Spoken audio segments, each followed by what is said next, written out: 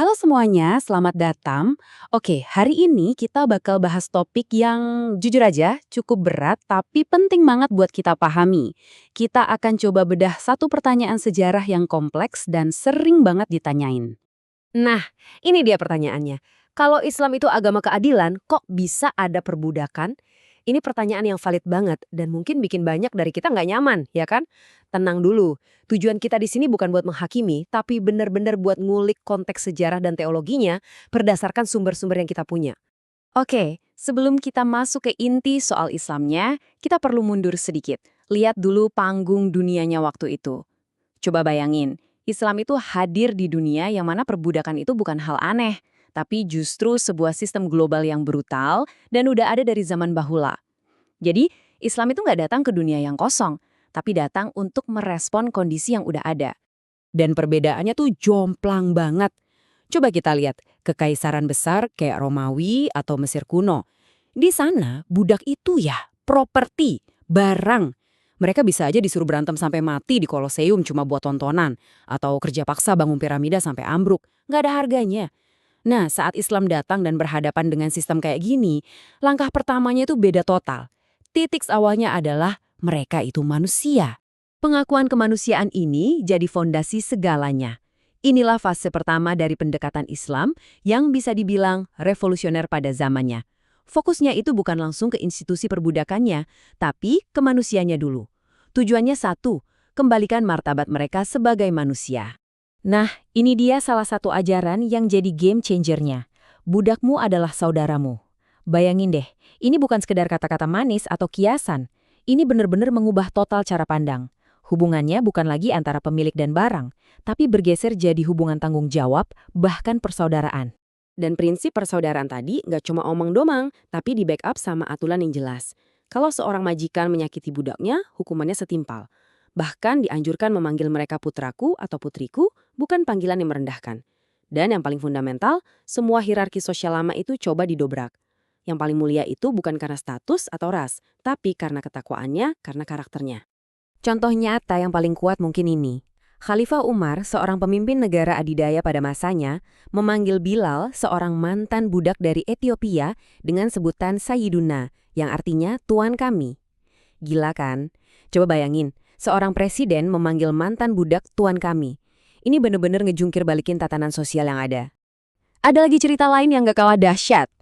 Khalifah Utsman, setelah nggak sengaja mencubit telinga budaknya, dia justru maksa budaknya buat melakukan hal yang sama ke dia sebagai balasan. Ini level kesetaraan dan tanggung jawab yang luar biasa. Seorang kepala negara, di depan umum, menempatkan dirinya di bawah hukum yang sama persis dengan budaknya. Ini bukti kalau aturan itu bukan cuma teori di atas kertas, tapi benar-benar dipraktekkan, bahkan oleh pemimpin tertinggi. Oke, setelah martabat sebagai manusia ditegakkan, itu baru langkah pertama. Fase kedua dimulai, apa tujuannya?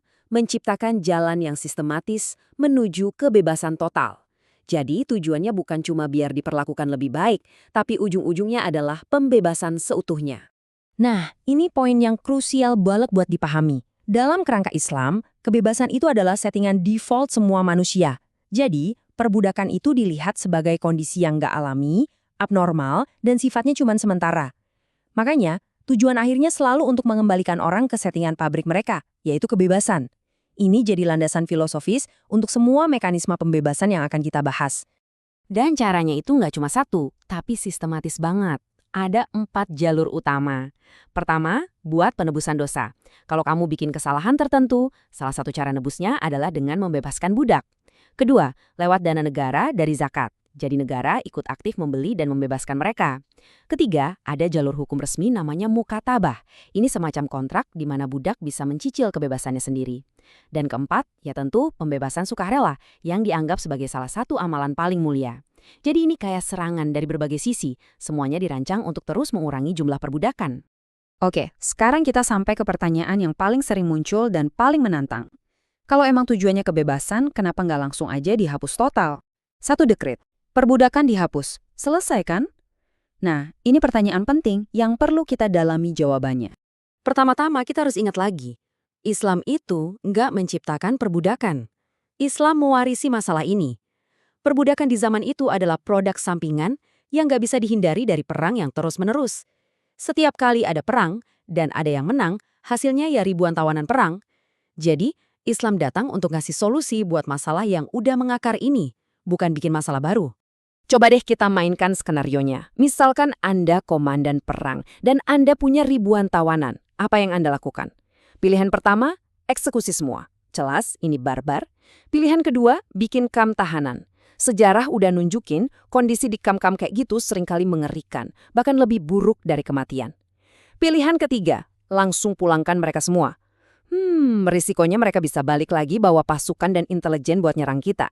Nah, pilihan keempat yang jadi jalan tengah dalam Islam adalah integrasi.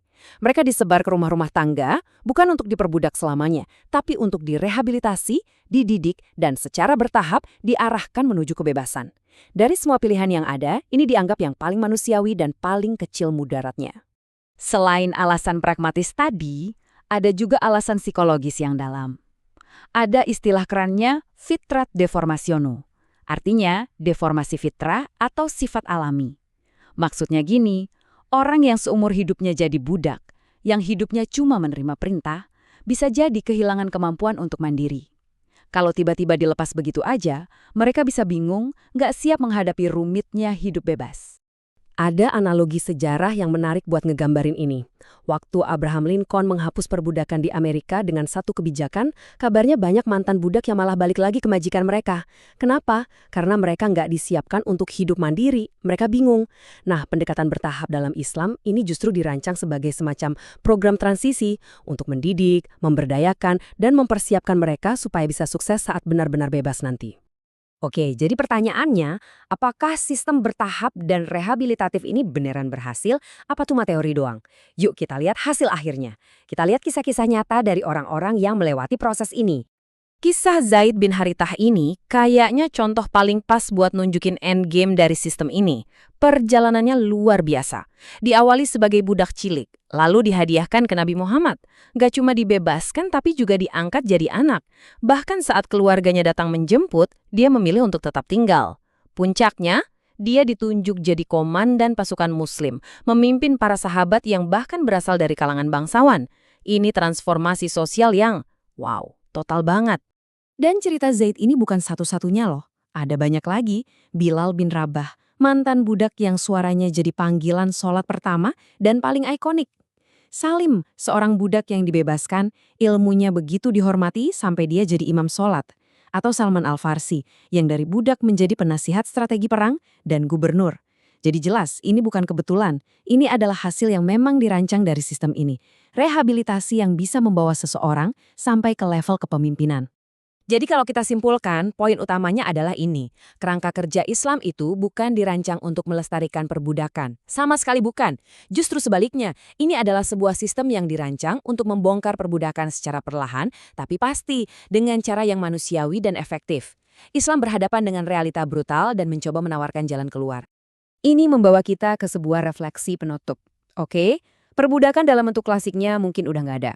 Tapi di zaman kita sekarang, dengan segala bentuk eksploitasi ekonomi atau bahkan antar negara, pertanyaannya adalah, apakah kita benar-benar sudah menghilangkan mindset perbudakan itu sendiri? Pola pikir yang melihat manusia lain sebagai alat untuk mencapai tujuan? Nah, ini mungkin pertanyaan yang bisa kita renungkan bersama. Terima kasih sudah menyimak.